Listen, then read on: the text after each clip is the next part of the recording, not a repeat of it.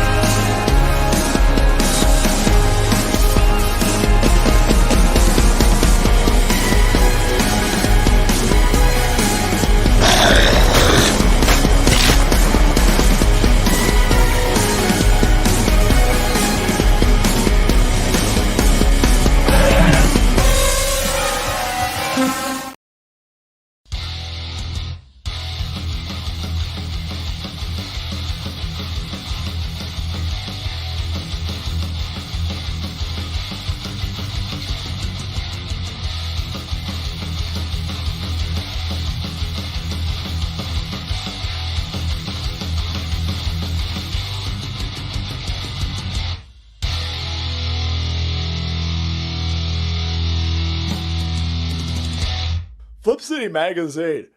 is just really pulling out all the stops, man. Your guys' production value of this magazine has gone insane. I mean, look at that. I mean, I remember when you guys, it was black and white. Even when it was black and white, I thought your quality was great. But damn, they have just, I mean, they just really stepping it up a notch. Look at this. James Corbett, boys. James Corbett. Genuinely cutting, but also funny, and obviously just chaotic and very fun. I love Flip City. It has brought new types of badassery and integrity to the print medium.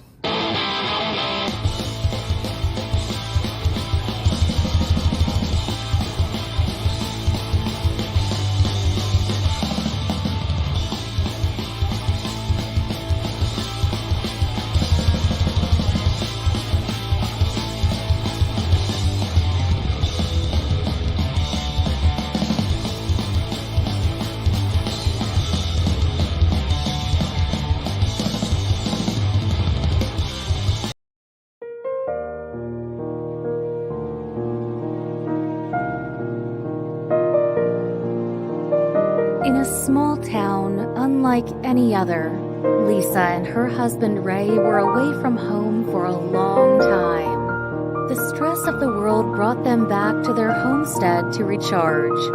The entire family is reuniting once again for a time of faith, food, and fun. The whole town is invited.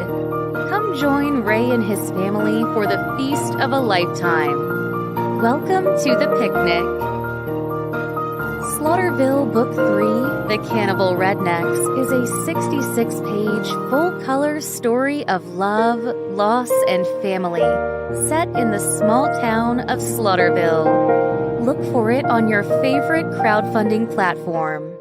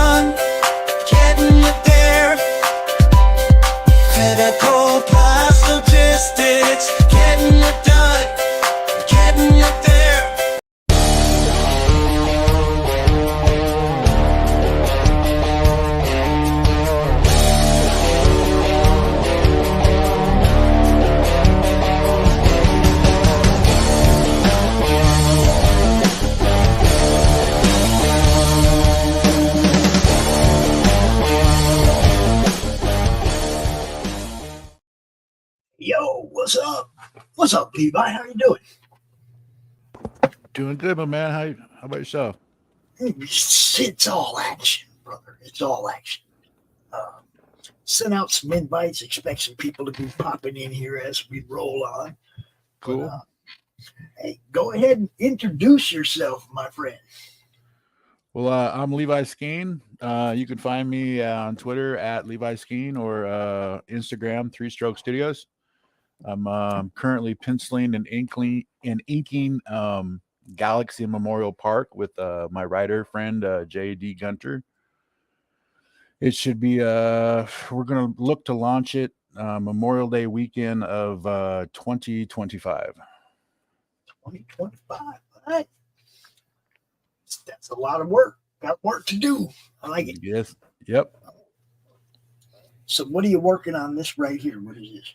This is chapter 4, page 16. What this is it's the big reveal so chapter 4 is the heel turn, or the Judas chapter, and we find out that our main villain is woken up after a 10-year government induced coma, and he's been he's been spirited away from the hospital where he's been kept and brought to Memorial Park, where he has no idea about the park. But he's the first thing he sees when he gets to the park is a statue and a memorial to his to what he thinks of as his girlfriend.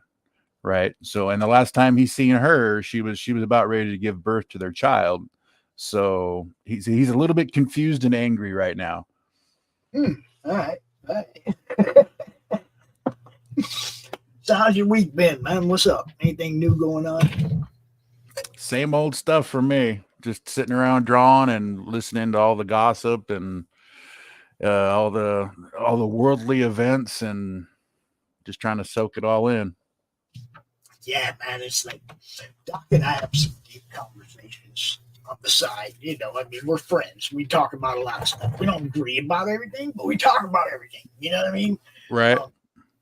And it's okay to have differing opinions. You know Yeah. what I mean? It's like somewhere it became bad for people to not agree with you. It's like, man, our generation grew up with people starting with our parents not agreeing with us. Right. No, Yep. We grew up with that kind of interaction where, no, you're wrong. You're just wrong. Sit there in your wrongness, as Doc would say. You know what I mean? Yeah.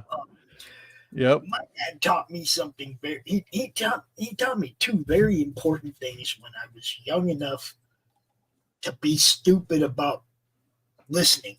Okay, and I don't mean it's stupid to listen to your parents. I mean, there's times when they're talking about things that are above you, but you understand. You know what I mean? Yep. I was pretty young, and my dad told me, he said, boy, question everything and follow the money, because that's where the answers usually are. That's true.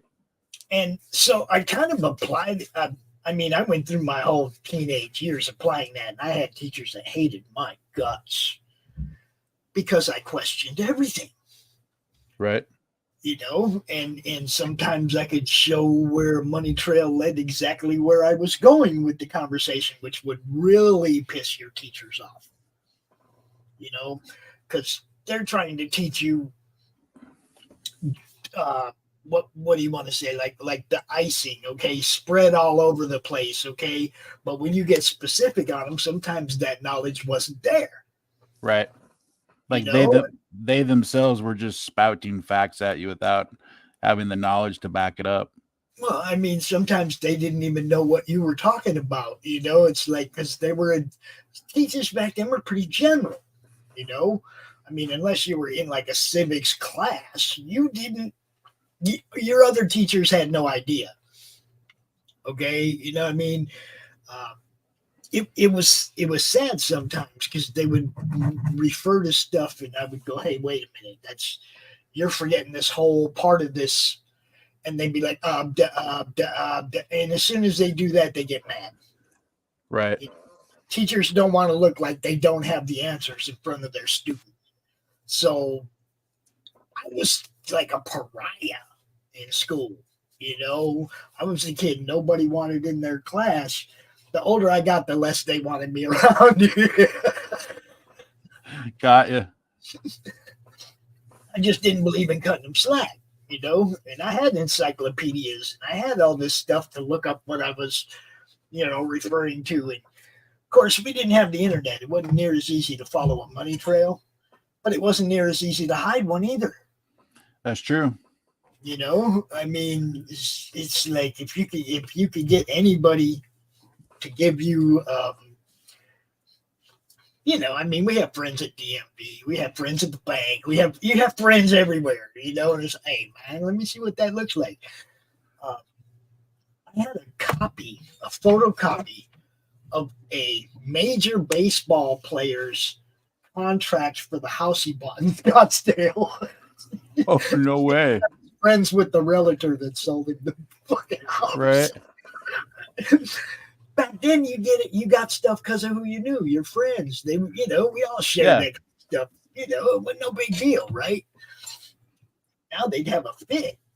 But I just wanted it because I wanted a copy of Dude's autograph so I could compare it to stuff I might buy, because I used to deal in a lot of sports memorabilia back then. Right. And he said, "Dude, I just sold this dude a house." I said, "Dude, I need a copy of that signature." I need to authenticate. Yeah, I didn't ask him for a copy of the contract, but that's what he sent me. Well, It's pretty funny. Did he at least get a good deal on the house? Well, I mean, houses in Scottsdale back then were still pretty high rent. Got you. You know, I mean, Scottsdale is like the 90210 of Arizona. Okay. And yeah, what's up, Doran? Doran's the guy I play video games with. He's the one that's showing me around the Dungeons and Dragons online game. Very cool. Yeah, we've been having a good time. Everything I try to do here is just basically trying to have fun. And, you know, it's like whatever the streams are, they very rarely go to the point of, you know, depression and shit. We always try to have a good time. Yeah. Yeah, I didn't realize how popular D&D had gotten again until last spring when I was down in Napa, Idaho for an event, and there happened to be a Comic-Con, and I hadn't been to one in several years, and so I went and I took my nephew, and he was telling me about, you know, every Friday night how him and his buddies get together and they play D&D, and you know, he's barely 23 years old, you know, and I was just kind of like, wow, it's come full circle again. It's kind of funny because back then I didn't really play. I mean, we played the Marvel superheroes game. Yep. Okay, I have that. which, you know, same thing, right? Based on the Yeah. same thing. You roll the dice and whatever happens, right? But I didn't get into the D&D really until this time around. The Roll20 makes it way easier. You know, your whole character sheet's right there. You can update it. You know, it's like right here online. Roll20 made playing it easier, as well as long distance. You can D&D with anybody now, not just people in your neighborhood at the table. Yeah. Yeah. And that changed it immensely. Okay. We have a game going on Friday morning that started 2 weeks ago, based on Chris Brown's Slaughterville RPG game. And let me tell you what, man, we had over 100 views on my Twitter channel. Wow. Of that particular stream the other day. Laurie Calcaterra, the host of Tuesday Morning Brew, and I and Jeff Bracey are the characters, and Chris is running the game. But Laurie's character is Karen, and we do mean Karen. Like, okay. And she's she's a Mayo heiress. What's up, Christian? What's going on? And I'm playing a guy called Dante Sinferno, right? And during the game, we rescued a NPC out of a room, and Jeff Bracey decided he's going to play that character. So now we have 3 people playing in this. But Slaughterville is based on Chris's books and Chris's board game, and now RPG. And it's like we're trapped in the asylum. The asylum is one of the places you can go to in the town of Slaughterville. And we went there to investigate for supernatural things. Only the name of our ghost hunting operation is Skeptics Inc. So we go in there, oh, it's all holograms, it's all this, it's all that, right? We're just skeptics. Well, we've been having a lot of fun with that. Laurie is the consummate Karen. she can play the part of a Karen so good that the game itself just gets. I mean, it's jokes. It's like the people in the chat are popping jokes off. It's totally gone to a different level of just playing a game. You know, we've been having so much. We're only 2 weeks into this, and we've had so much fun, man. It's It going to sounds be like sounds like it's a lot of fun. Oh man, it's been a blast. I mean, we actually have 2 different games going on in the Madness. They alternate every other Friday. This Friday coming up, Jeff Brazy will be GMing his Monsters and Heroes, which is based on Marvel superheroes, but we're all using our own indie characters. Oh, nice. So that's going to be a blast. Crom is coming to life this Friday. It's going to be a blast. Ladies and gentlemen, you know him, you love him. I have to find his intro, but he is here. Welcome back, Q. It's a pleasure to see you again, my old friend. Stand up for your right, yeah. We're a rebel, yeah. Don't give up the fight.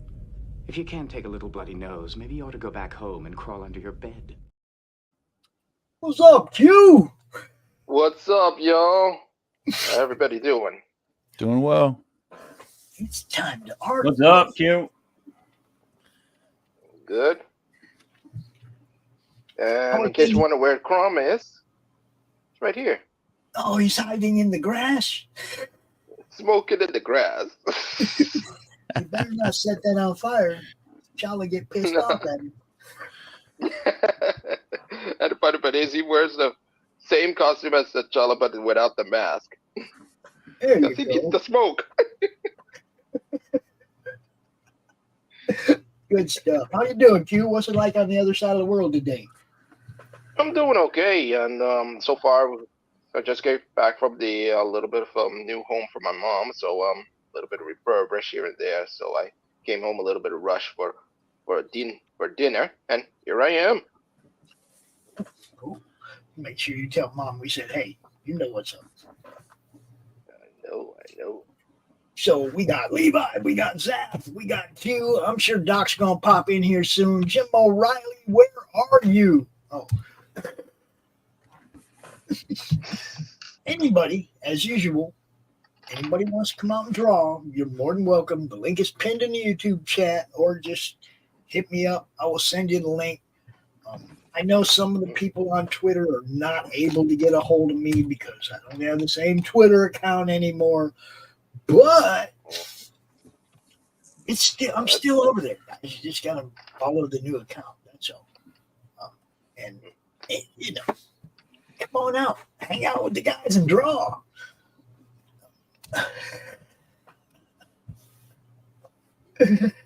I'm looking at somebody posted on Twitter a Mercury Bobcat. Do y'all know what a Mercury Bobcat is? Yep. No. It was Never heard of the it. classy version of a Pinto. Oh. Like it had some extra emblems and it didn't say Ford on it. It said Mercury. You know what I mean? It wasn't a wimpy little horse. It was a badass Bobcat. A car with metric bolts. That's all. How could you get more classy than a Pinto? Come on. Yeah, I know. It's just top of the line. I used to work with a guy who do you know what bump to pass racing is? Yes. Okay. He did nothing but Pintos in his bump to pass class. He drove nothing but Pintos, and he did the paint scheme of Gravediggers. So he would spray paint it all black with neon green pinstriping on it. And then he would race it around, the quarter-mile track. And I always thought it was fun. It's kind of like, so you want somebody to bump you in order to pass, and you're driving a Pinto. He's Yeah. like, yep. That's like highway Russian roulette or something. Yeah. Yeah. Let's see if we can get it to explode. A lot of people forget about that. But yeah, those things were notorious for that gas tank being just a little too close to that bumper. Yeah. Well, that's what happens when you employ kamikaze pilots after the war to build your cars. Yeah. Now, the Pinto station wagon, that's different. Darn's mama had one of those. They used to race those. I wish they still made cars like the El Camino. Dude, El Camino, like, my favorite wasn't the El Camino. It was the off version. And I don't mean the Ford. I can't remember what they were called. Eldorados? No. There was I think they sold in Canada. It was an El Camino. It was the same freaking thing. It was a General Motors product, but it had a different name to it. I'm just drawing a blank right now. But they were nicer. I think the beds were a little bit longer. They were, you know what I mean? They were a little bit nicer. Damn, I can't remember what it's called. I'm going to have to look now. Crap.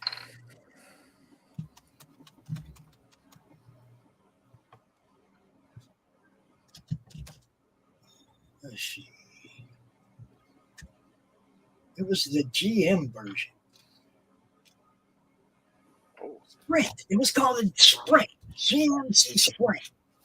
That's what it was. And it was El Camino.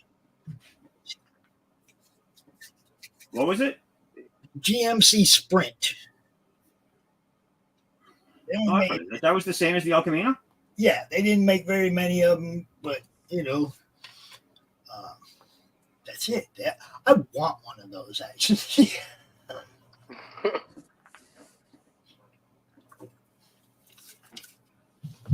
It would be sweet to get my hands on one of those. What are we drawing, Christian? I'm trying to draw, well, because it's Super Bowl Sunday. I'm trying to draw one of these superheroic female lingerie bowl type characters. Oh, I thought it was Taylor Swift. Yeah. No, that's who's going to be leveled. See the swinging punch. Okay. So Taylor will be down here somewhere. Oh, cool. Oh, right. She's going to get a knockout. So, do any of you guys care about football? Yes. Who's your team? What's up? Seahawks. Okay, so I'm going to assume you're going against them tonight. I'm going against the 49ers. Yeah. Don't want. See, that was me last week. No, Detroit can't go. No, because I'm a Minnesota boy, right? Yep. Same thing, right? My football is. I have a love-hate relationship with football because you love to hate it. Well, no, it's like way back in the 70s when the fans of Minnesota threw the beer bottle, hit the ref. We ain't got no love from the NFL ever since. Okay, none. We ain't. The Vikings never going to another Super Bowl. Okay, the refs are never going to let it happen. They hate them. At the same time, there's a group of there's a fan base for a team that's just like it's unsportsmanlike as they could possibly be. Okay, there's a certain stadium in football that you don't go to wearing the opposing colors. Philly. There you go. Really? Philadelphia Eagles. Oh shit. That doesn't speak good to the team. Okay, the fans are like just assholes to other people, and that ain't cool. They threw snowballs at Santa Claus. Dude, I mean, yeah. I mean, they throw freaking glasses of piss on you if you're wearing the other team's clothes. They don't. They're not nice. I'm not saying everybody, but there are fans there that don't understand what a fandom is supposed to be about. You got to have the other team to go against, or you don't have a fandom. And if you treat the other team's fans disrespectfully, you're not a fandom. You're a mob of idiots. I mean, and it was the same way for the Flyers back in the day. The Broad Street bullies. Everybody loved them. Oh, they kill everybody. Oh boy. That was fine on the ice. It's fine on the field. Don't take it off the field, guys. Bunch of hooligans. I mean, really. I went to a Coyotes game. I was wearing a Stars jersey because I'm a Stars fan. And Eddie Belfour was in the net for the Stars. And I'm in the corner, right? Because I like to get a chance to get them pucks that deflect up into the crowd. So I'm in the corner, and Eddie Belfour has this habit of skating out of the crease to go to the boards and get a puck, like all the time. And I'd just yell at him, "Get back in the net!" I yelled at that dude so much one game he flipped me off.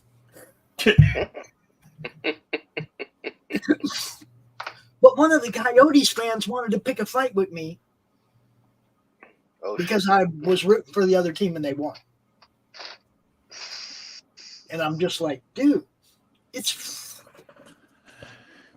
hockey, dude. The fights go on down there. Meet me on the ice in 20 minutes. Oh, hockey. Because, if you can fight with skates on, you can fight, dude. And yeah, Eddie was a beast. Eddie was a good goalie as long as he stayed in the net. But he would get burned so many times being caught too far out of the net, man. It would piss me off. So I'd yell at him, "Get back in the net, Eddie." I like sports. I like to get involved, man. I like to have fun.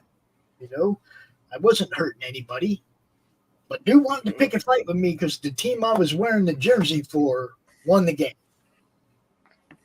Well, damn. If I'd have just left Eddie on the boards the whole game, maybe you guys would have won.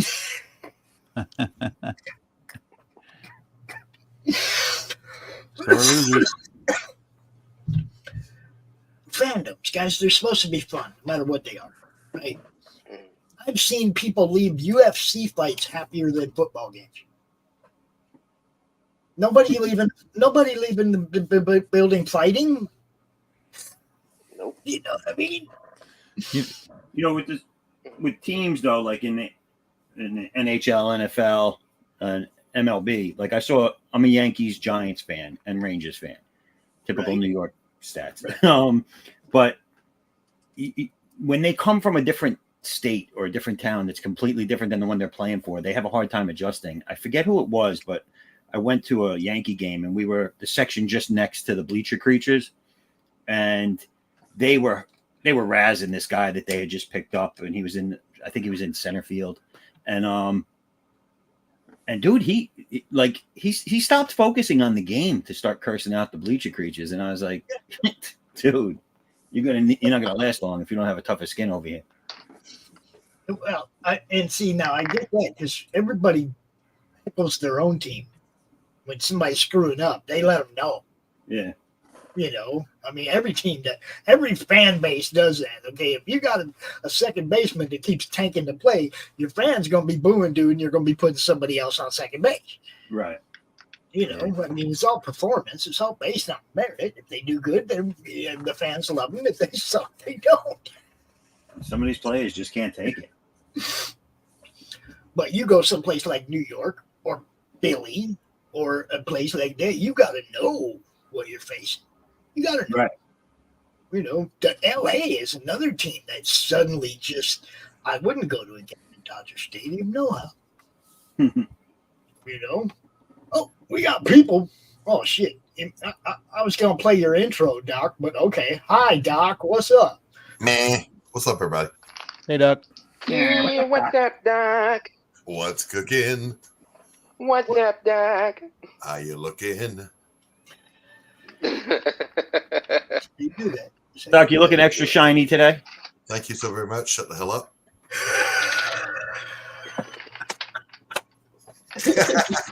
Hold on, you said extra shiny. I'm gonna have to look closer. Yeah. Did you buff that thing, Doc? Whew. Sorry, what are you babbling about? I said, did you buff that?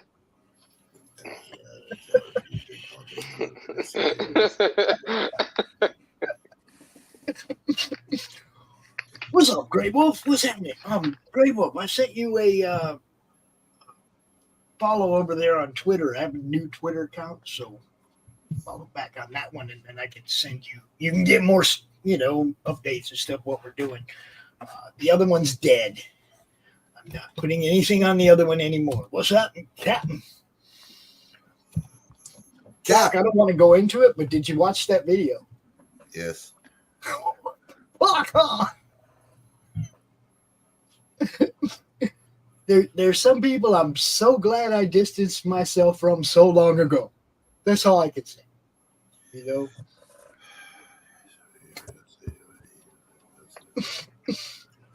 Oh, there you go. Doran has a message for you, Doc.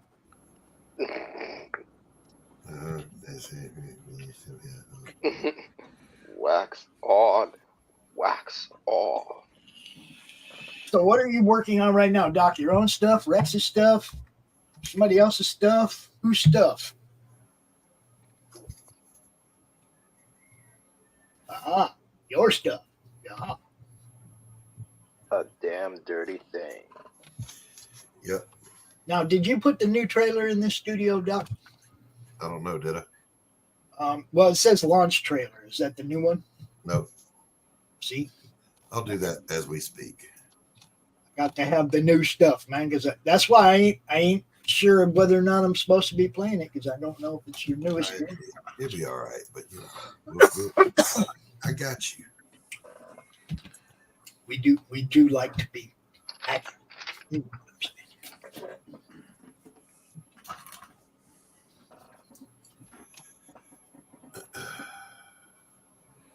Oh, forgot what I was doing. I did not notice that. I didn't get banned or suspended. I just logged out of an account that I shouldn't have logged out of because I can't log back into it because I'm locked out of the email account that's attached to it. Pretty simple. Strange things are happening all around us. I just can't get in. So I'm not putting any content there anymore. I started a new one. I noticed that there's more and more porn bots and stuff keep following that account, though. I'm not there to block them, I don't know what's worse. The guys trying to sell me that they can make my YouTube channel better, or the porn bots trying to sell me their OnlyFans. I don't know which one's worse anymore. Q fell.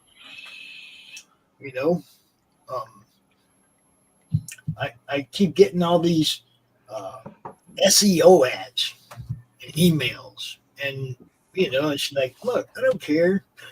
I really don't. All right, look, I want to see what his face looks like. I want to see his face.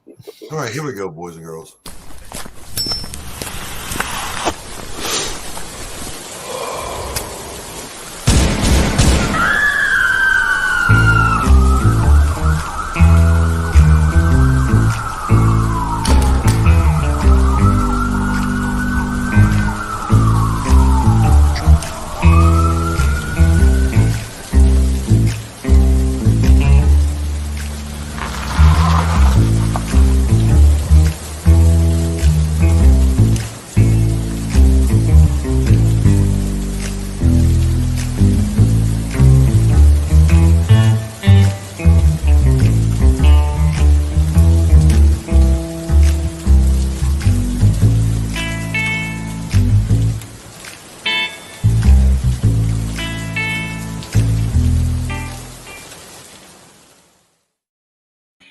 I do like that jam. Yeah, nice. I like smooth moves. I like Grandma with the handgun. Yeah. and the image of him holding his face, was that in a diner? He's at home sitting at his table. That's a really cool. Like, I really like that image. That was nice. Yeah, that's from the segment where he's talking about recovering from the explosion. He's trying to kick the opiates. You know. And I literally had just heard the line from Eyes of a Stranger, straight jacket memories, sedative eyes, no happy ending like they always promised. I was like, oh, I got to draw that.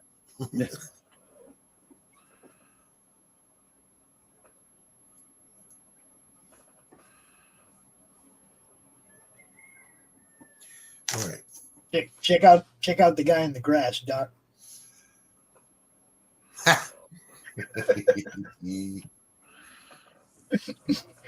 He's hanging in the fields, yo. For those of you watching, oh geez, gotta give Grey Wolf about to give you a wrench, bro, so you can drop your legs, man. That's why we're here.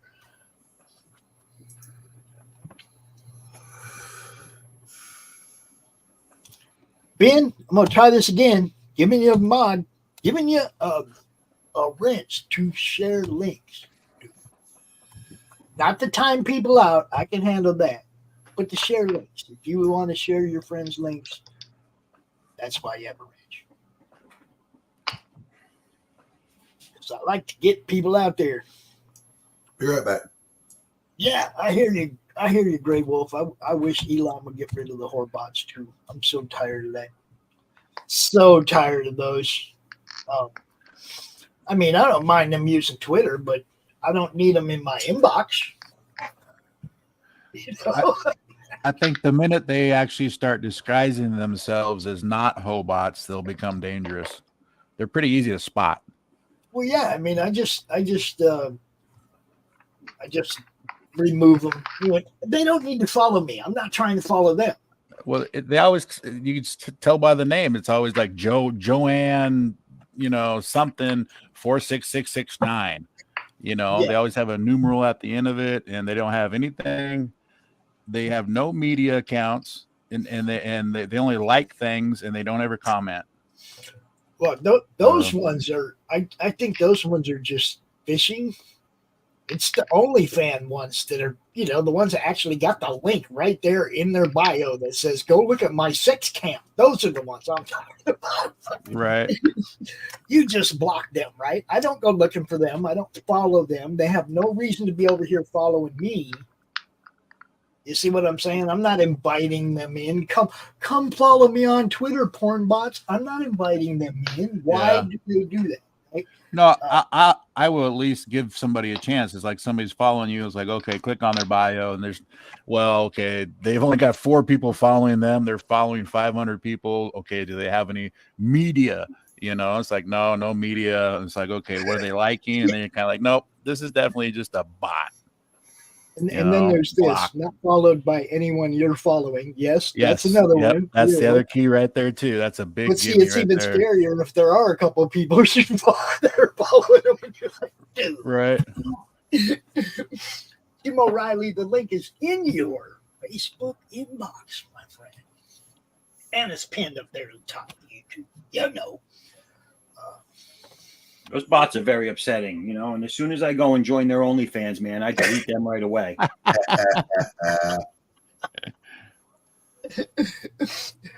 My thing is, man, it's like, dude, everybody's trying to come to me like, give me money, I will help you with this. Give me money, I will help you with that. Look, I'm not asking nobody for help. I don't need help with my YouTube channel, especially from people I don't know. I need help with my YouTube channel from people that actually subscribe to it and care about it. Those people could share it out. That'd be super cool, right? Yep. But I don't need help from fake marketing entities or, whatever. I just don't care. I blocked so many of them people out of my inbox and out of my email, and I just block them. I won't get another email from them. I don't care. trying Walk and to tackle. have fun over here. Man.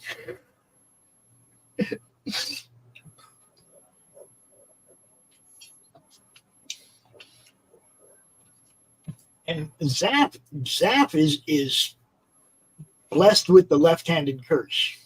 Yeah, I know. You can never see what he's drawing while he's drawing it. No, because if you don't want to smudge it too, you always have to start from the right side over, so you'll never see it till done. Right. I'm left-handed too. I totally get what you're saying. But it keeps everybody in suspenders. You know what I'm saying?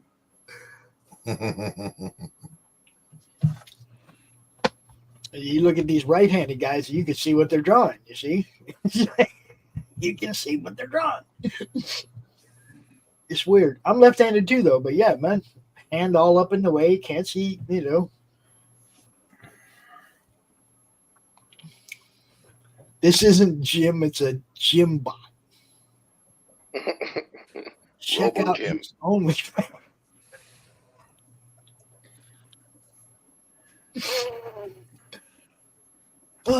Did you guys know that Jimbot can sculpt?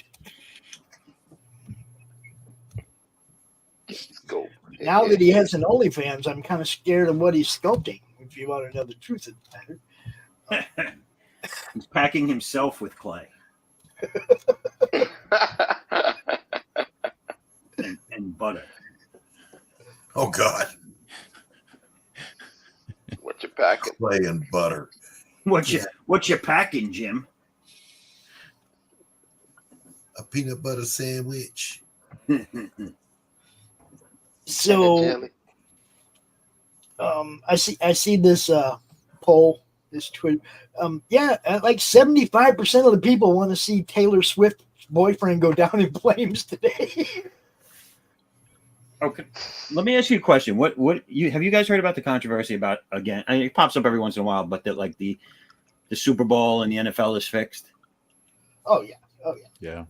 Like I'm gonna say I don't really think so, but someone showed me, and this year especially, that John Madden football has posted pre the end of the playoffs the two teams' colors on their either in their ads or on their covers of the people that make it to the Super Bowl. And I was like, there's no way they could have known that at that point because that was made so far in advance. I look at it like this. As with any team game, all it really takes is one person to fuck it all up. Oh, yeah. Just one. Just one. Like a domino effect. It don't take a whole team. It don't take a conspiracy. It don't like the White Sox thing way back in the day. If they'd have just approached the one guy, nobody had ever known that shit happened. They involved too many people. Sorry. You know? Yeah. And it in the same vein, now it takes this one official. It don't even have to be a player. I've seen games where I thought all the officials were paid off, man. Some very bad friggin' calls. Any championship game that involves Alabama, watch the officials. They're wearing red jerseys. Nice.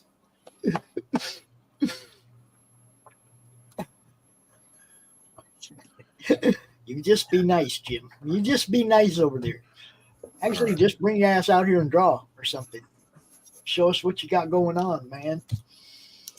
Don't be shy. Well, if you're going to talk about being refs helping cheat, you got to remember as a Seahawk fan, Super Bowl 45, Jerome Bettis, Pittsburgh Steelers, versus the Seattle Seahawks. It's also I'm sorry, go ahead. No, go ahead. I was going to say there was also that wonderful World Series game, Minnesota and Atlanta, where they said Terry Pendleton didn't touch third base, and the Jumbotron kept replaying him hitting the base so hard that talc flew off of it. Yep. Over and over and over. Took a run away from Atlanta. Except they didn't have replay then. Yeah, they did. Well, they didn't. Yeah, you're right. They didn't have the replay rule. the human error actually, or the human element actually mattered in baseball back then. Now it's like, my God, they're showing whether or not the ball. They can't show a replay and decide if a ball went over the fence or not. Mm-hmm.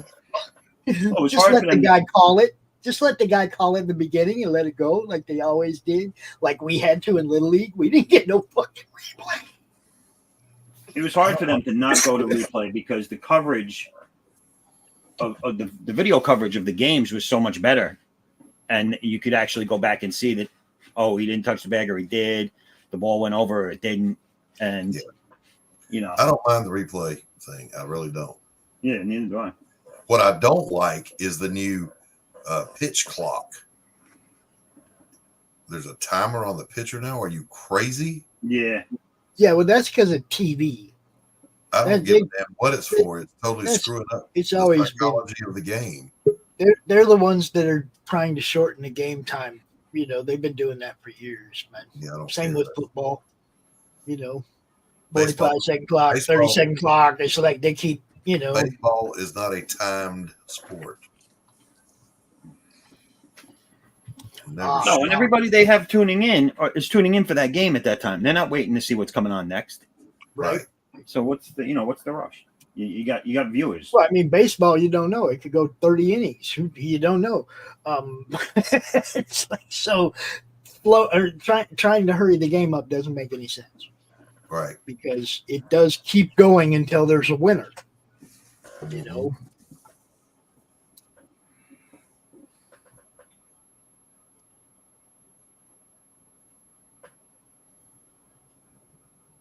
So Jim can't be here today because he's hanging. That is we had Levi talk about this last week. Go ahead and tell everybody what you're drawing on, Levi. Me? I'm drawing Galaxy Memorial Park. It's no, what you're drawing on, my friend. Talk about he's asking about your light box. I was like, yeah. Oh, my light box? Yeah. 2 seconds here. Let me throw the brush in the water. It's just a light box like that. You know, just homemade, just 2x4s on the sides. No electricity to it. It just comes off of the table, you know, to give me the right angle and stuff. Perfect. So, yeah. Doran was like, Levi drawing on a light box? Yeah, kind of, sort of. It's just real easy to just kind of pop back and forth, you know? So. It's actually pretty cool. You want to know the truth? Well, That's a great design. It's a great design. I'm totally going to steal it. Go for it. Yeah, Doran says he made one years ago for school. Yeah. Dude. What you do. The mothers of invention, yo. You know. Yep.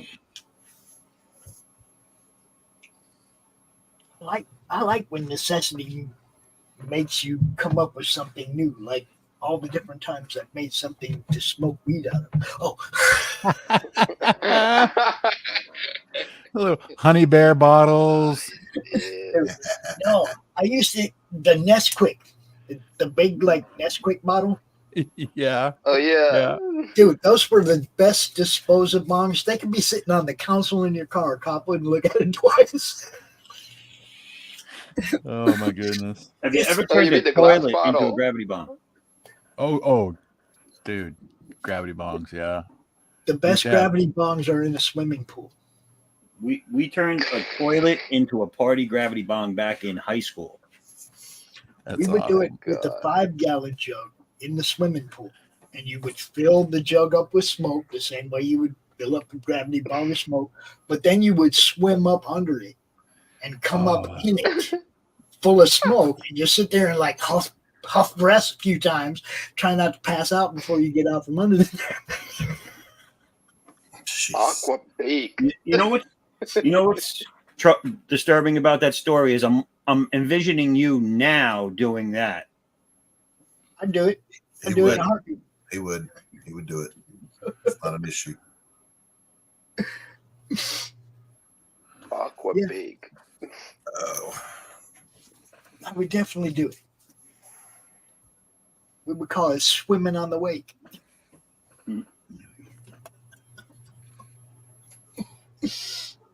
or smoking on the wake or something. Bacon wake. Wake and They bake. called it something. Just can't remember what because I was baked. Yeah. There you go. We had a name for it. It had a name, just don't know what it was. We had a name for it. I can't remember what it was. So, how's your week been, Doc? Hectic.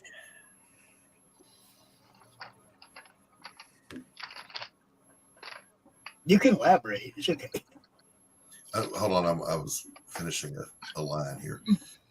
So, Tacy went in for her follow-ups on our recent scare we went through, and all the numbers are still looking good. So there was that. And then just a whole lot of drawing. Whole lot of drawing. We like that. Now you're working on your stuff. You're working on Rex's stuff. Yes, all of the above. And still finds time to make people intros and all kinds of cool stuff. I try. I do what I can. Now, have you seen any of the Slaughterville RPG game, Doc? I watched a few minutes of you guys where you were investigating a hallway. Yes. Is Laurie not the consummate Karen? Laurie is something different. I'm just going to tell you. She could have been an actress if she wanted to. Dude, she's just amazing. It's like she's totally stealing that game. She's just stealing the show. Everybody either in the chat and Chris and I in the game and Jeff, we're all just kind of playing off what Laurie does because she's just laying it out there. It's hilarious. I'm having so much fun. Yeah. Chris, that's a great game, man. Slaughterville, look, it's a great tabletop game. It's a great comic book, but now it's a great RPG too. And I want you to know, Doc, the name of that particular game we're playing is The Doctor Is In. Oh my God. Why would anybody do that? It's hilarious. Hi, Carol. Carol's Colors. She said Doc is lying. All he did this week was test tasers out on her. Well, I mean, that wasn't really a test. I had to deploy them on Carol. She kept trying to get out of the basement. Carol's cookies. I have that. Oh, that line was absolutely wrong. I was right in the first. Guys that draw, you were right the first time, but you second guessed yourself. Yeah. Been there, done that. Hello. Yep. Yeah. You were right the first time. Jerk. That's why erasers, right? Yeah. Yeah. I'm I knew. excited though, Pops, because I'm going to be able to join the ranks of our digital guys here very, very soon. Yeah, Doc going to start messing around with the hopefully a much better computer when you start gaming again. Shit, Doc. Oh, it's definitely a good computer. Why is Carol calling you a dummy? I don't know. Carol, don't make me slap you. I'm trying to draw. Carol, I sent you the link on Twitter from my new Twitter account. You can just come out here and talk. You don't have to just rip dude from the chat. No, she enjoys doing that because she's Carol. It's what she does. She's the troll queen. And she worked hard for that. She's proud of it. Justifiably so.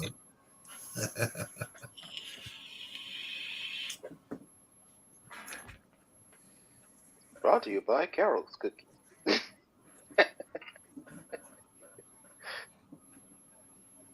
Wake and bake. Wake and bake. That's her.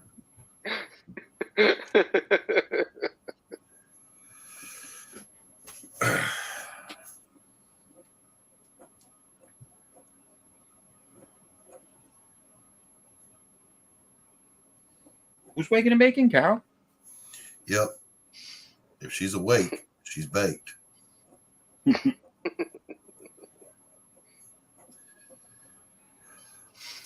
Oh shit! Those are for Carol's cookies. Shit. I have to put a link to something in the private chat for you all to watch, but I'm not going to play it. Holy shit! No. This is funny. Wow. Shit. I'm cracking up over here. This is hilarious. It's only 48 seconds, you guys. Take a second to look at it.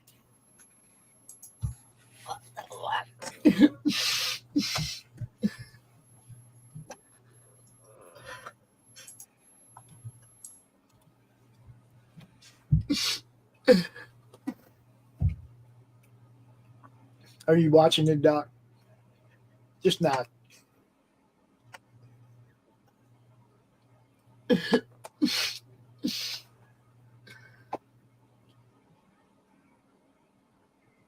This has got to be fake. That is some funny shit. Oh, yeah, you know it's voiced over, but that's some funny shit.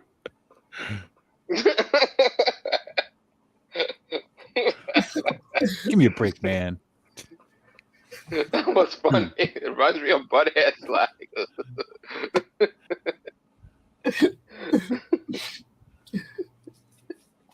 Wow. Doc, where do I go to get that minute back? Can I get a refund on that minute of my life?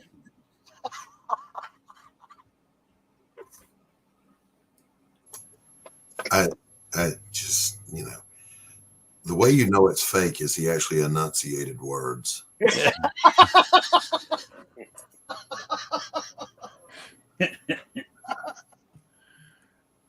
He got through the whole thing. That's what you're saying.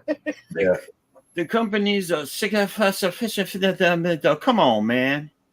Yeah. America can be summed up in one word. I didn't have any illusions whether or not it was real. I just thought it was funny.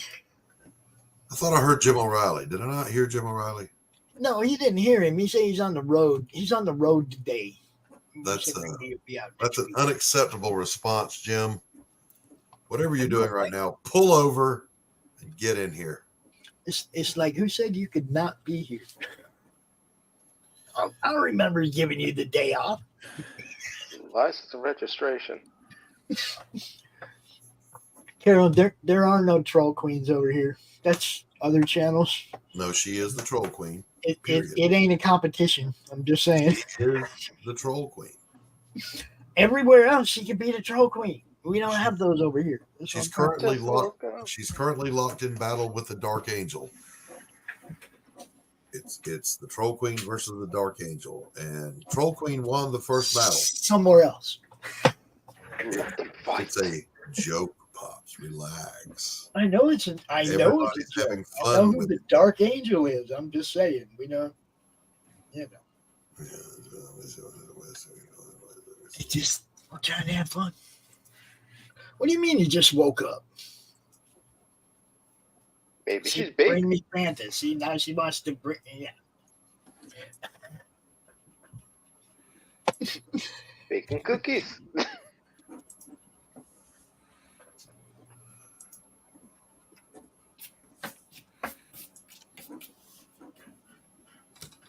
Or Rice Krispies.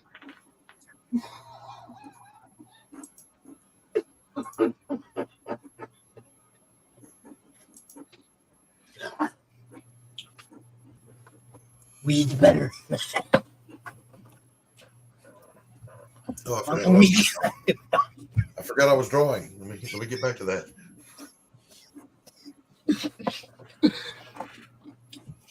Now that's funny.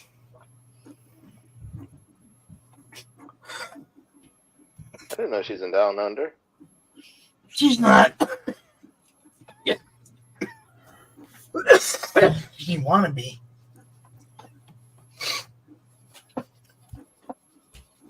Don't start going off on cookies again. I made oatmeal raisin this month. Yeah. Yep.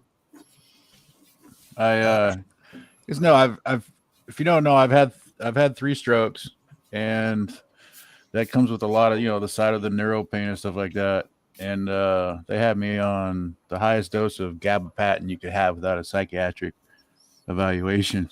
Right. And I told him, I'm like, this isn't touching it. I'm about ready to head down because I live in Washington State. It's all legal here, so I'm about ready to head down to the weed shop and buy some weed. And my physiatrist was like, "Oh, you can do as much of that as you want."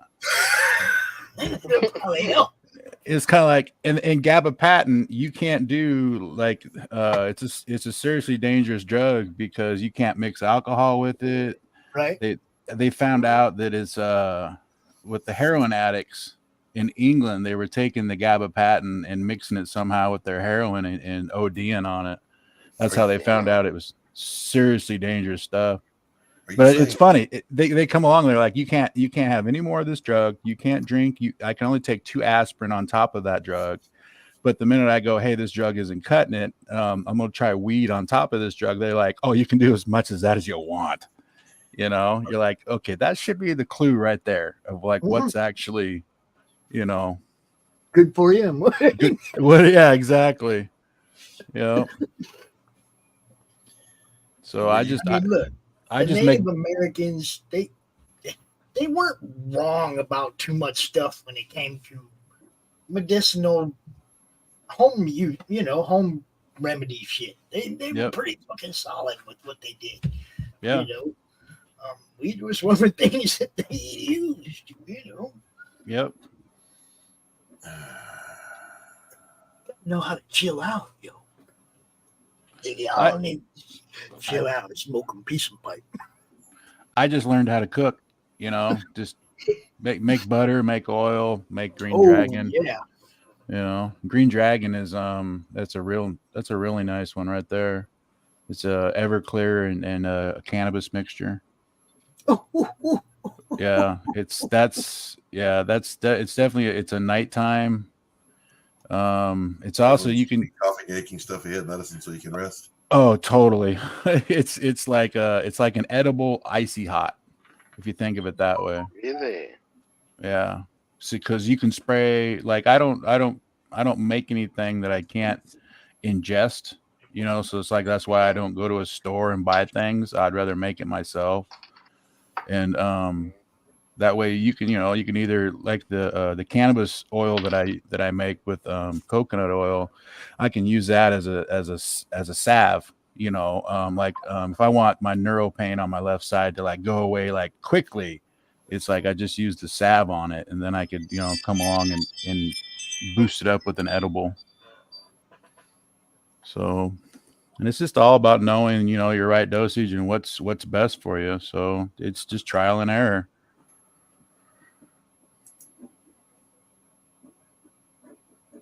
That gabapentin stuff is nasty. It took me 6. Are you saying gabapentin, like gabapentin? Gabapentin, yes, that one right there. Thank you. All right.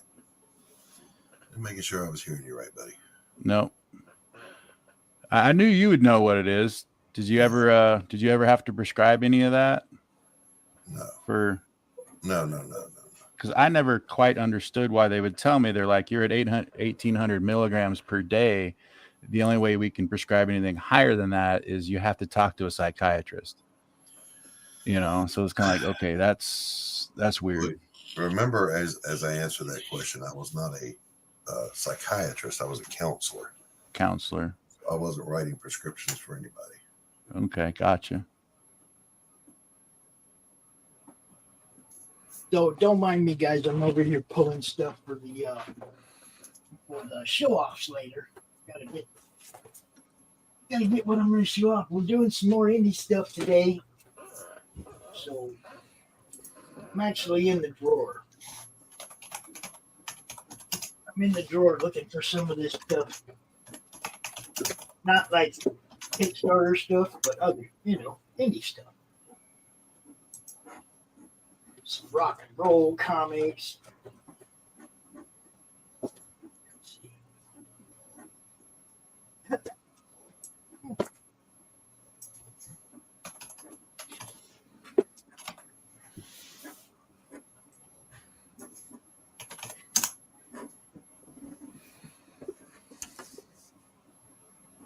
It's okay. You guys can't talk. You know. So half my mother's recipes have gabapentin in them. Tastes pretty good. Trying to think. Trying to think, but nothing's happening. One of the bulbs behind your head went off.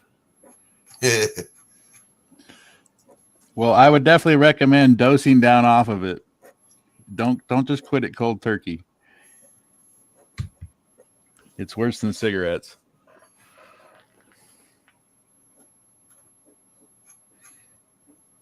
Yeah, she has such bad back, knee, everything injuries from just old age and car accidents that she's been in, and right. They I mean, I don't think there's anything she hasn't tried, and they switch her from one to the other over the years, and yeah, GABA. It's just the new, oxycodone or whatever. That's all it is. They just went from, hey, we have an opioid problem to like, okay, we're not prescribing opioids anymore. We're gonna do nerve deadeners. Well, yeah, I remember it's been around for a while because I remember they took her off of like the Vicodin and all that stuff and put her on it. Mm-hmm. Yeah, it's for what it did. It was good, but it wasn't enough. I can't. I mean, I can't be taking something to where it's like, well, okay, this takes care of 5% of the problem, right? And then you're like, well, how can I go above that? And they're like, well, you can't go above that unless you switch over to this thing, and then you can go above that all you want. It's like, well, I would rather do that because there's days where I really hurt, and then there's give me that other stuff, yeah. So isn't it amazing though that they have the other stuff, but they still put you on the other one anyway? Yeah. It's like, well, we want to cure him, but not like completely cure him. Yeah. Or help him, but not completely help him. We kind of still need his check-in money when he comes back. Exactly. Yep.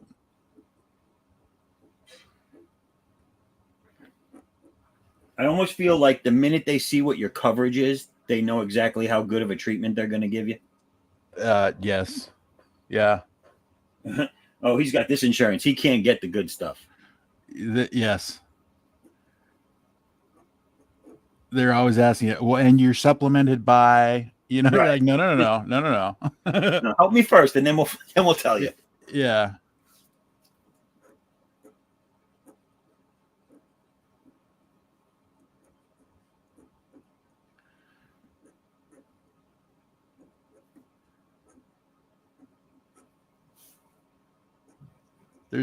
There's a ton of stuff that you just shouldn't be doing on GABAPat. Like I would come in because I garden in the summertime, and I would come in and my forearms would be bleeding, just because I didn't notice when I rub, because my spatial awareness is bad now. I bump into something, and because I'm on a nerve blocker, I didn't notice it, but until I look down and I'm bleeding, Yeah, that's not good. So.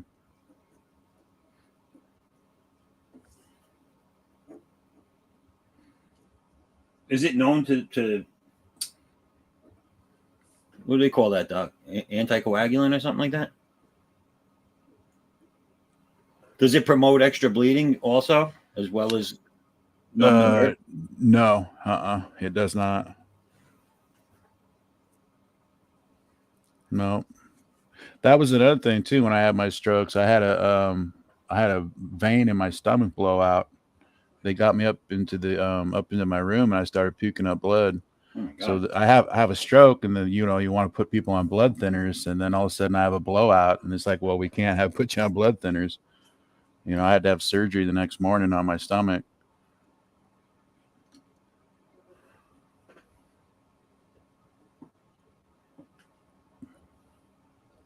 Surgery don't sound like fun, especially on the stomach. Wow, that's clean dancing. He said usually they either staple or cauterize those veins, and he says mine was so big. He said I had to do both. So you have staples and a cauterization down there. Damn. God damn. Next time on the Feel Good Talk Drawstream.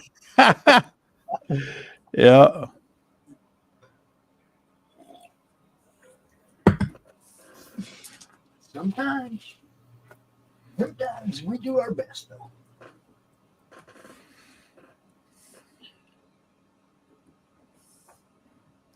Okay, I have to show that one just to piss people off. Let's see what else we got here. Nice.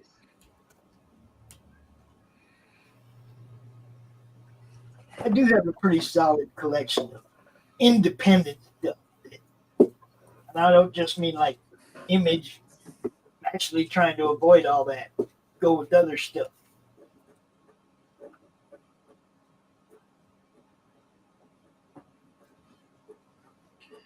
There was some really cool independent stuff from the 90s, as I remember viewing it initially in the 90s, that I've seen lately, and I'm like, wow, what was I thinking when I thought this was great? But see, you're looking at comics that you bought as a kid. And yeah, they were cool when we were kids. Well, I was in my college years then, so I should have been a little smarter.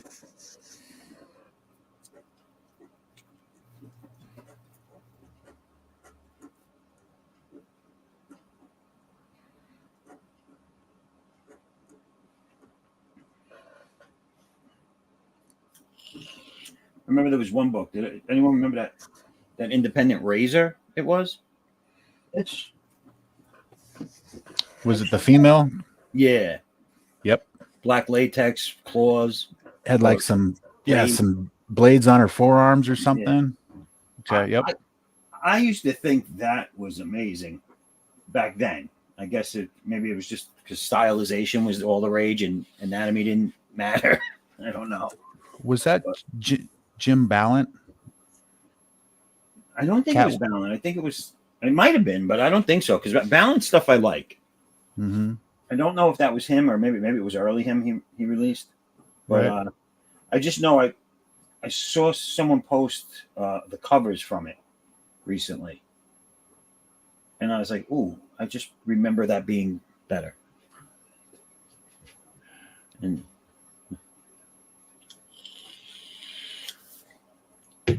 now, if whoever drew that is a millionaire CEO with a lot of pull, I don't mean anything I'm saying right now.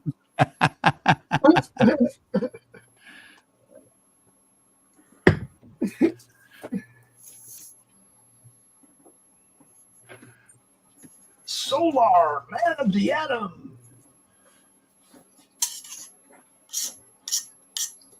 Star Jammers. I forgot about that.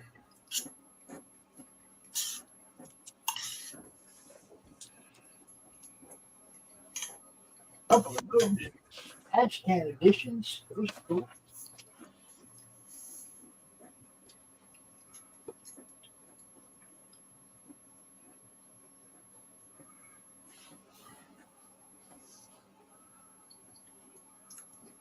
Great Heartso Strike.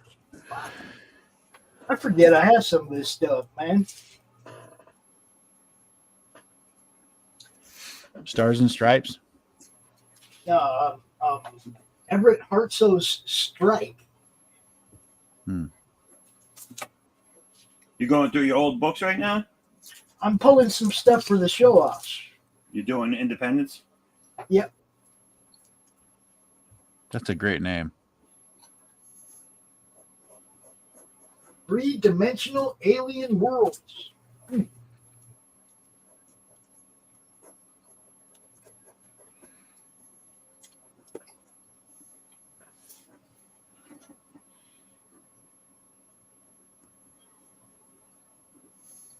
Yeah, I got a good little bunch to show off today.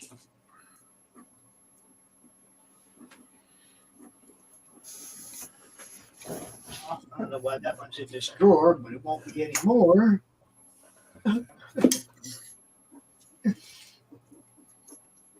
Sometimes you'd be going through it and you find something that should be in a different box. You know what I'm saying? It shouldn't be weird. It should be in a different box entirely. But then you're really happy you found it. You're like, oh, Yeah. thank you. You put it where it belongs. Exactly. Yeah. Someone crowdfunded their old creation not too long ago that I liked when it came out, and it still looks really good. I like their painter style. Like Core, has anyone seen that? Mm-hmm. What? Core. I thought that was really well done.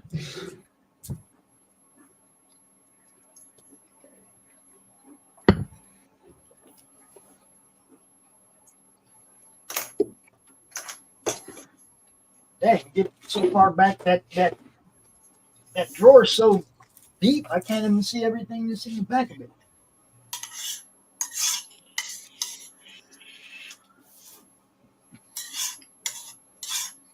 I do have some really weird stuff though. I'm gonna admit it.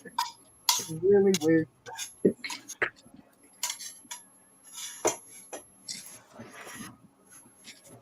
I'll even show you guys some of it at about 3:30 today.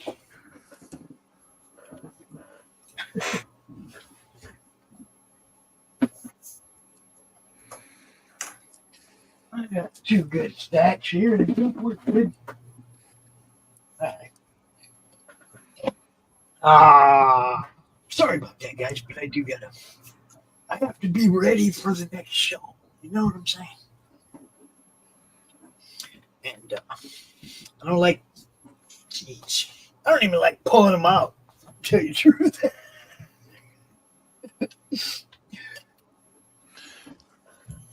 So you moved from Scottsdale, Arizona to where you are now in Minnesota, Pop? No and no. I was No. in Phoenix. And I was in West Phoenix, and I went to California for a short time. Then I went to Texas for about 8 or 9 months.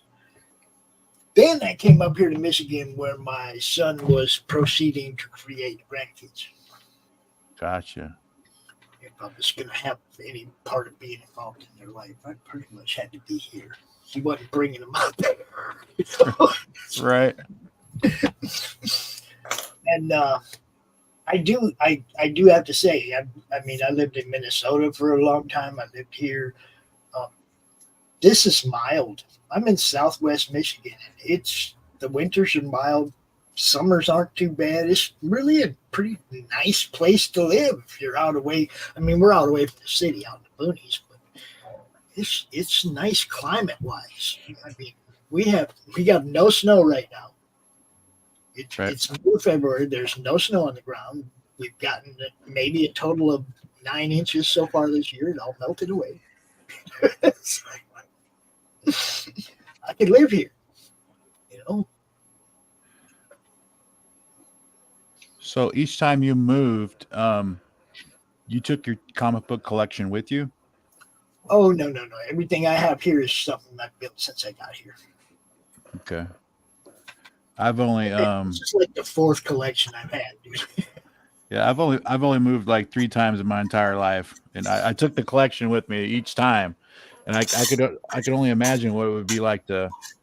I have one friend who moved from Pennsylvania back to Spokane here and shipped his books in UPS, you know, and that was I think it cost him like $3,000 to get his comic book collection, you know, into his new home.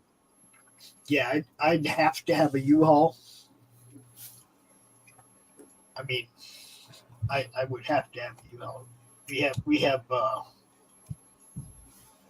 all these this whole wall's lined with boxes.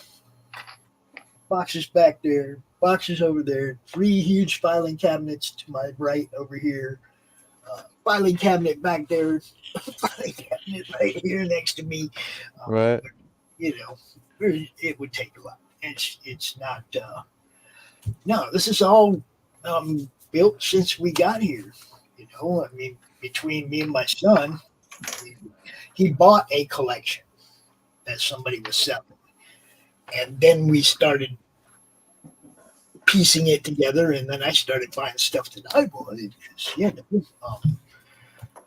There's a lot that I wanted from past collections that I wanted to get again, you know, so a lot of stuff I have is stuff that I, like the first comics I ever bought as a kid. First comics I ever bought as a kid was the Avengers Defenders crossover in 78. You know, Okay. and that's the first ones I bought with my own money. Okay.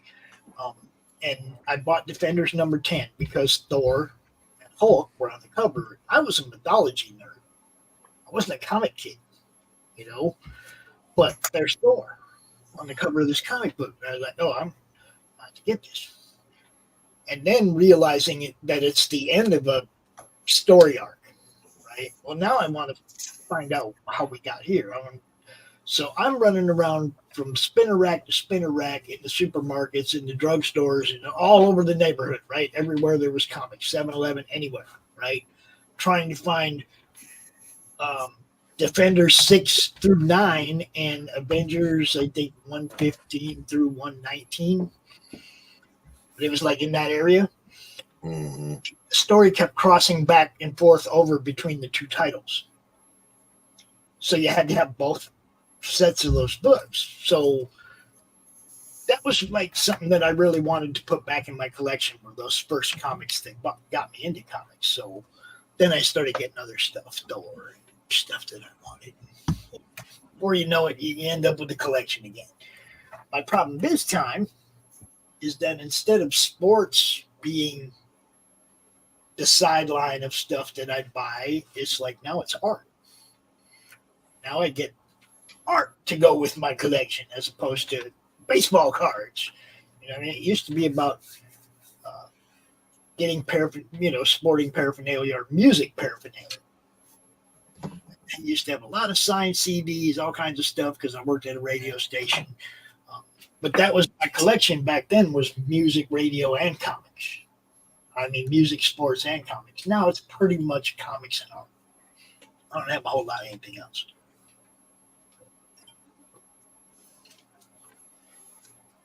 And it's just based on what I want. I mean, really, I haven't bought anything mainstream in a long time. It's all been crowdfunding projects for people that I promote and people putting out killer shit. And I want it. So you remember the classic panel of Daredevil swatting Black Widow on the ass? The one that you're recreating? Oh, yeah. Yeah, well, I'm doing it from the opposite angle.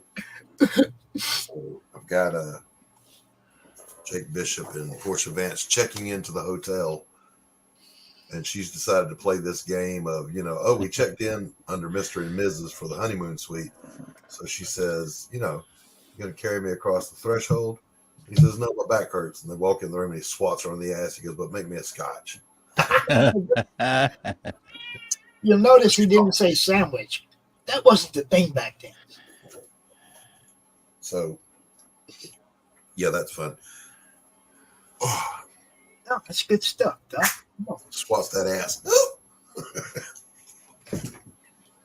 Why? Because it's set in the 1940s when men were still men and women were still women. That's right. It's funny. Listen, doll. Hey, See? toots. Listen, doll. See? There was a lady that I loved very much. And I used to, Nervous. She brought me in, Used to- made me breakfast. there was a lady I used to love very much. And part of the way I showed my affection for her was, crap her little ass cheek every now and then. Talk about it, and yeah, blah, blah, blah. You know what I mean? It's like, and she would always like roll her eyes. I wish she wouldn't do that. Wish she wouldn't do that. So one day I quit doing it. What do you think happened when I quit doing it, Doc? She said, why don't you love me anymore, and left you. She said, how come you don't grab my ass anymore? Listen, let me let you in on something, fellas. Never stop giving the wife a pat on the ass. Never stop. Yeah. I mean, I'm just saying, it was like I knew what was going to happen, but I just, fine, I won't do it no more. And then, right away, it was, how come you don't grab my ass anymore? Because you told me not to. So, see, here's where I'm kind of at, fellas. Hopefully next week, I'll be up and running to be able to do digitals, composites, drawing, edits, doesn't matter, right? So right now, I almost don't want to draw on paper because, I know I'm going to scan this and edit it anyway. So, No, do your drawings because you still want those as campaign fluff. Do it on paper. Do it on paper now. I mean, Like you can printing always money. scan it. You can always scan it and ink it, but you're always going to want those original stuff. well, here's the thing. I'm not going to be drawing digitally because that's a learning curve that I'm not ready to deal with. But I will be scanning them in and doing all the edits and compositing digitally.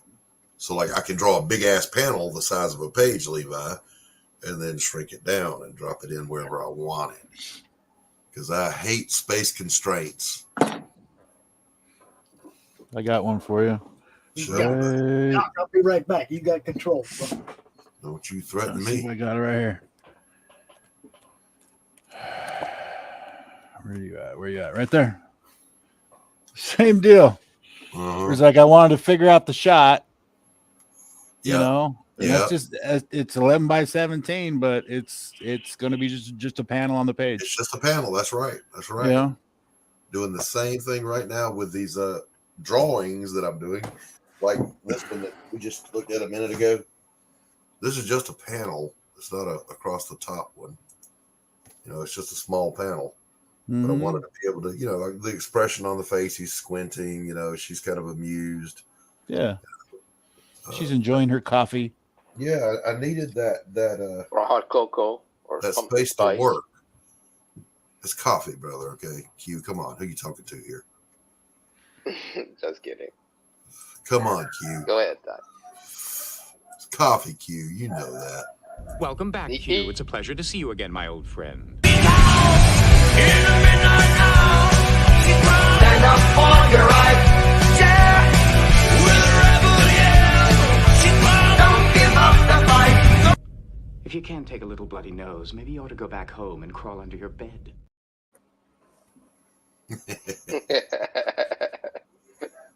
My boy Q. The Doc. Yes, under Control Z is your friend. And the other plus is you're doing a really great drawing, but the hand is just a little too small. Cut, paste, enlarge. There you go. Finished. That's cool. Yeah, digital's a great editing way to go. Yeah. But I still, I've drawn things straight to digital, and it just, even though it's much better than it used to be, it's just not the same.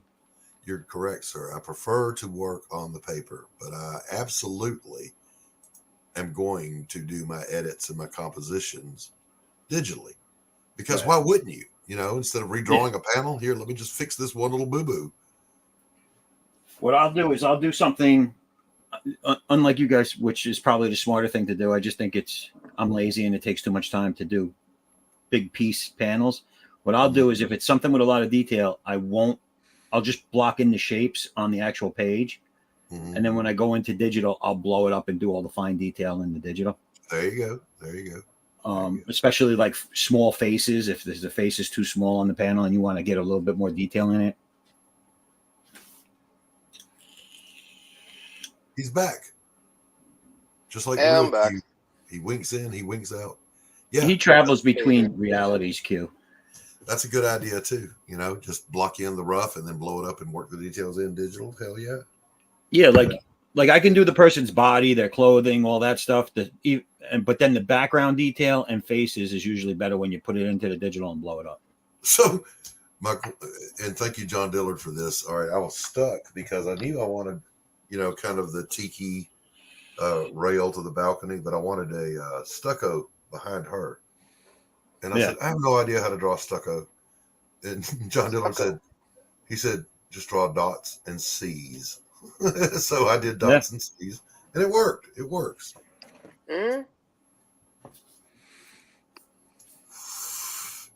forget who it was. They put out a black and white edition of their pencils, and I was at a point where I was like, I need to know how to do better, like different textures, like you're going from your steel to your concrete to your like stucco, like you said. And I was searching every time I had to do it. I'd search for something different somewhere else. Yeah, I'd have to look it up and search through files till I found something I liked. Yeah. And this person, I can't remember who it is. I'm gonna try and think. Maybe I'll bring it up next time we're here. They had a black and white, and it had this person had done in that one black and white thing all those different surfaces. And they were simple and effective, and I kind of like adapted them. There's David Finch has a great video of how to draw effects, smoke, explosions, fire, you know, and you never think about that when you're drawing because it's most of the time it's easy. Right. But sometimes like I've got to redraw the splash page, the damn dirty thing, because it turned out great. It's just 1 point perspective alley. He's walking down the alley, right? And then I went and fucked it up by trying to put steam and fog in the foreground. Yeah. Yeah, I boogered that up terribly. What's the name of that guy who's mastered in texture? Oh, that would be Art Adams. Yeah, Art Adams. Oh, did anyone get that new book he crowdfunded? No. Looks beautiful. Art Adams, I got that. That thing is amazing. What is it? Where is it? Hold on, I got it right here. All right. I'll embiggenate me.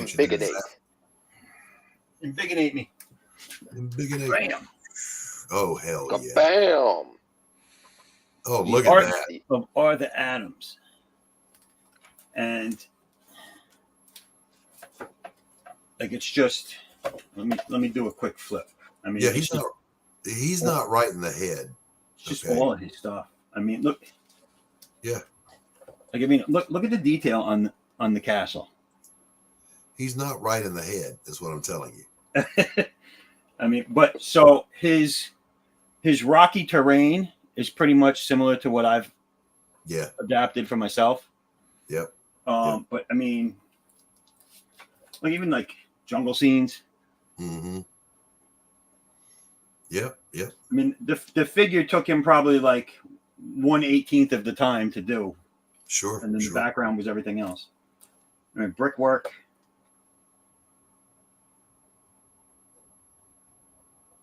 But this book is amazing. It's huge.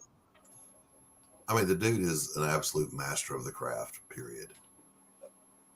And I'm sorry, I still think he draws some of the it's his women are sexy and cute all at the same time.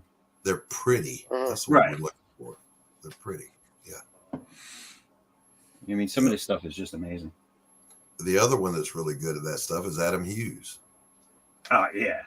Oh, yeah. Adam Hughes draws some beautiful women. I would like to Especially see with the signature AH. I would like to see more because he's just really going to do covers for the rest of his life. Mm-hmm. But I would like to see a series, an ongoing series with him doing the cover and Dodson doing the interiors. Because they're very similar styles, and Dodson is able to turn out books. Terry Dodson. Oh, yeah. Yeah, and his wife inks him, I think, or something like that. Really? Mm-hmm. Yeah. You know, the husband and wife team. Mike Grell's wife used to ink his. Yeah. And there's rumor is that Roz Kirby inked a lot of Jack Kirby. Really? Now, I can't think of his name right now, but he's actually one of my professors in college. And his wife does I think she does stories and he does the artwork. Mm-hmm. I can't think of his name. Jesus. Yeah, it'll come to me.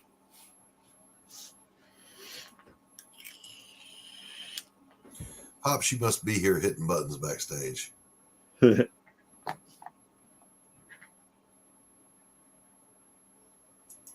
See, I hate when I do this.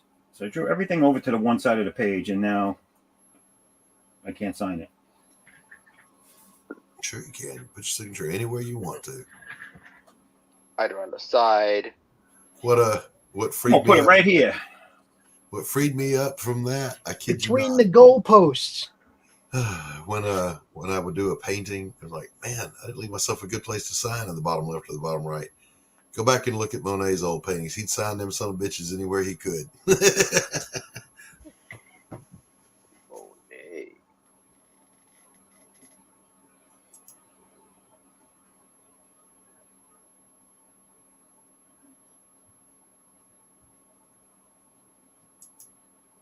That's cool. Stand up for your rights. Get up, stand up. Don't give up the fight. Because in the midnight hour. All right, that's enough of that. That foolishness right there is what that is. Well, that's my Super Bowl tribute for the day. I think I'm going to go back to this. You gonna do Taylor Swift? No, I might add it later. So you think she's going to get MVP if they win? Probably. Probably. I mean, we all know what it stands for, right? Most valuable player? I'm horrified of the answer. Y'all are lucky that I was muted when you said that, because oh my god.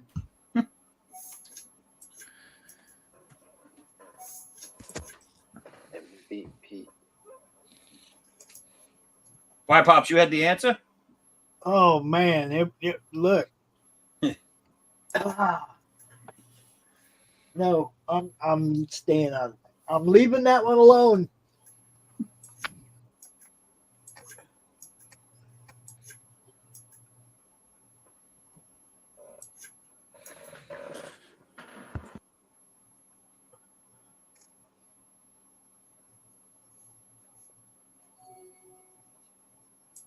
What the hell is this?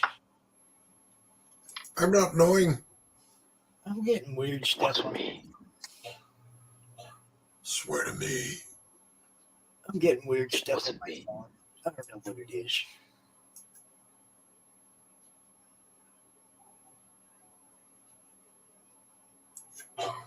But I don't live anywhere near there. I won't be going there for dinner.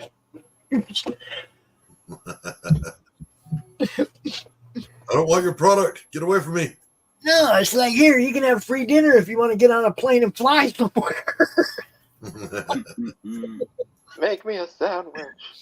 Do you people not know where I live? He's trying to get Pops to kidnap himself.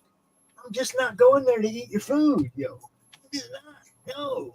If I happen to be there, I might check out your food. But I'm not making a special trip to a different city for a meal. That'd be some pretty damn good food before I would do that. And I was rich and had the money to just fuck all throw away, right? Yes, of course. Yeah.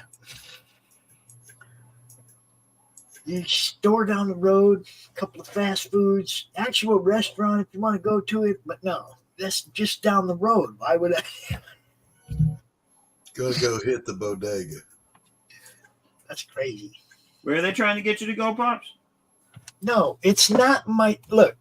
I'm gonna say this one last time. They locked me out of the email. It doesn't matter what password I put in there. I'm locked out of it. End of story. Where are they trying to get you to go?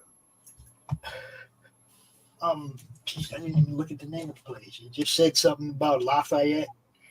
I was like, I'm not going to Indiana for a motherfucking meal. Some chicken place.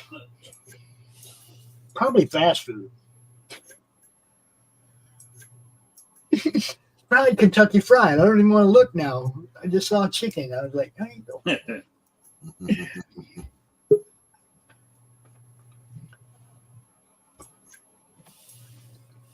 Not gonna believe what happened in the internet. What happened? It's being a dog. That's point one. And secondly, when I said make me a sandwich, what happened? The internet just cut off. No, we ain't making even nothing. I said, make me a sandwich.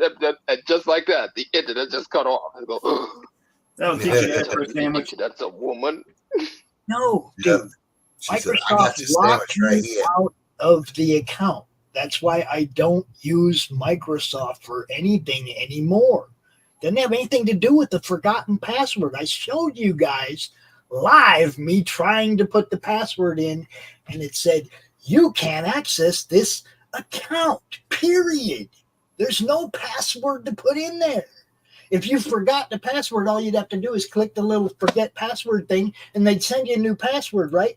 But if you're locked out of the account, you can't get that email, can you? I'm locked out of the account. Now, please, don't piss me off about this, dude. Pops, who are you going off on? Captain Infinity, man, doing the same shit Dillard was doing a couple weeks ago. And it's like, look, I've been through it. I'm done with it. Stand up for your rights. I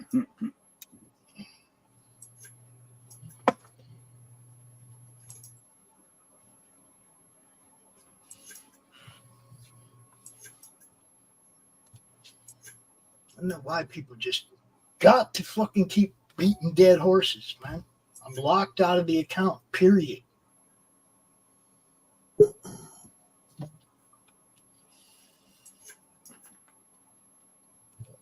It is again. Q, you officially pissed off the internet. Proof that the internet is a woman. He said, go make me a sandwich. And it kicked him. Twice. No sandwich for you. Yeah, get your own damn sandwich. Do that. Reminds me from a scene of Everybody Loves Raymond.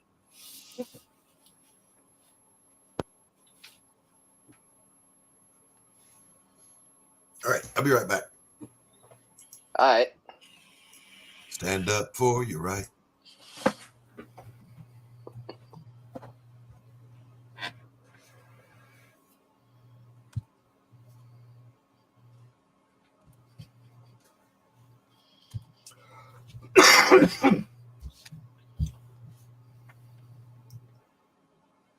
Any words from Max?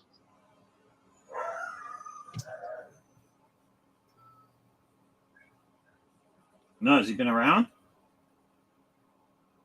No.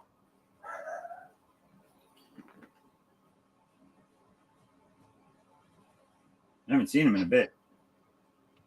Mm. I have a question. Has anybody ever seen one of these? I bought one. Well, actually, I had one bought for me for the holidays. It's these mini pod printers. Uh-huh.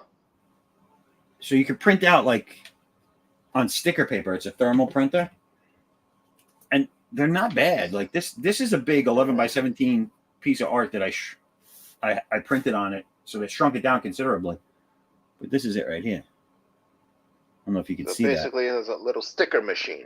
But yeah, but it's really cool. I got it because I figured like once I eventually start doing conventions or when I'm shipping out the books or whatever, I could put like QR codes and like links and stuff like that on it, print it and slap it on the packaging or put it inside, like to stick the books together. Here, let me show it again. See it? Ooh, yeah. Yes. I mean, it's pretty good considering. Like you can see my hand size. You see how small it is, and that's shrunken down from 11 by 17. It's that one right there. Yeah. But I mean, I think this thing, it's really good. Like I said, it'd be cool to like if you go to a convention just to set it up there, you could print them as you need them and give them out to people, slap them on stuff. Well, Carissa and Laurie, they don't draw. They hire artists to do their books. They don't hardly ever come out to the Drawstream. Don, I don't know where Don's been. Tadpole was here last week. I sent him the link. He gave me thumbs up. Didn't show up. I don't know. All I can do is send them the link. I can't make them show up. You know, I appreciate those that do. Usually try to have a good time. Everybody's getting themselves ready for the game. That could be. The game. Or they pre-game too early and now that can't function. What? Carol, I sent you the link. Why aren't you here? You actually do something that involves art. You know? Don't be talking about other people if you ain't showing up yourself. Don't be shy. Don't give me none of that Doc's got me locked in the closet with no internet shit. You're talking right now on the internet. Right? Is that where Doc went to go feed her? That could be. Could be a crispy morning, you know. Grabbing some crispy treats. Sometimes I wonder, you know, what did it's like he says he just drops Crispies through the grate and shit. I'll bet they have one of them little elevators where he can send a real meal down to her, you know. She works hard. Yeah, she works hard. I'm sure she gets a real meal every now and then. Like a Mars bar?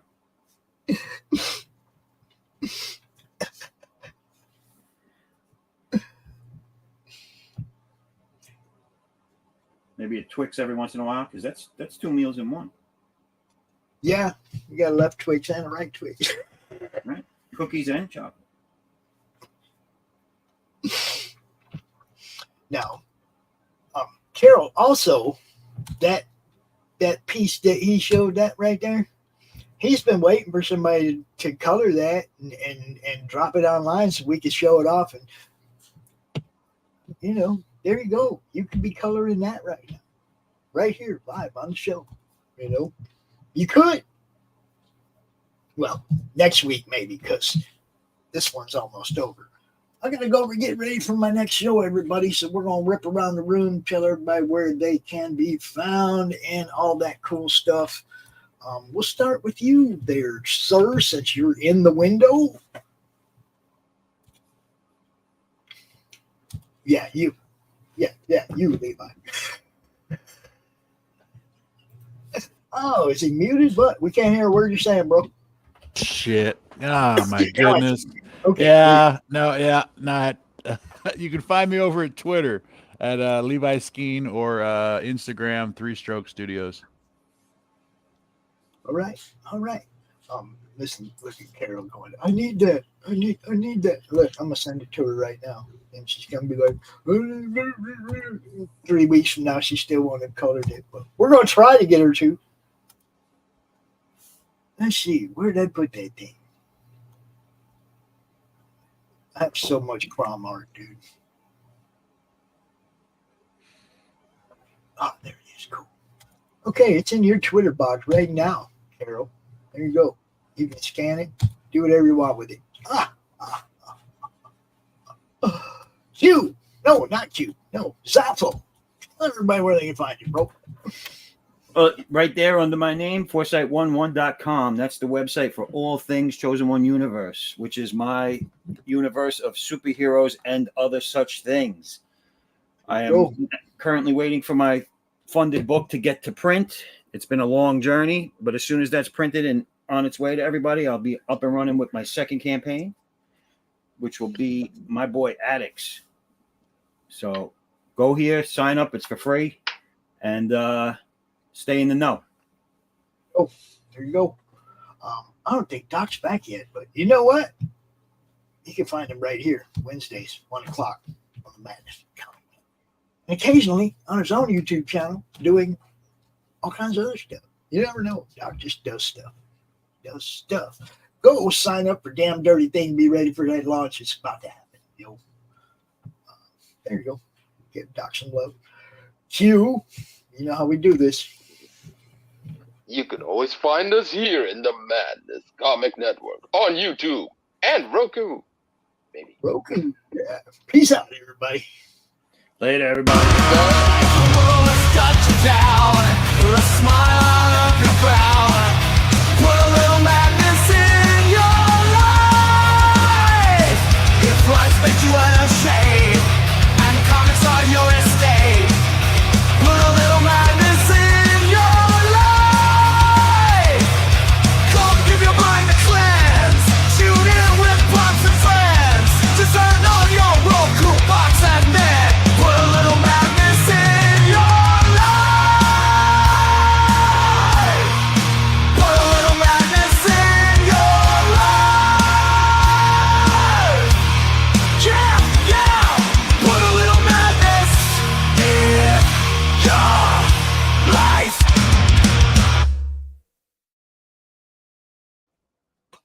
everybody. How do you end this thing? How do you put the where's the brakes on this bus? I forgot. Jazz how to drive. hands. Jazz hands.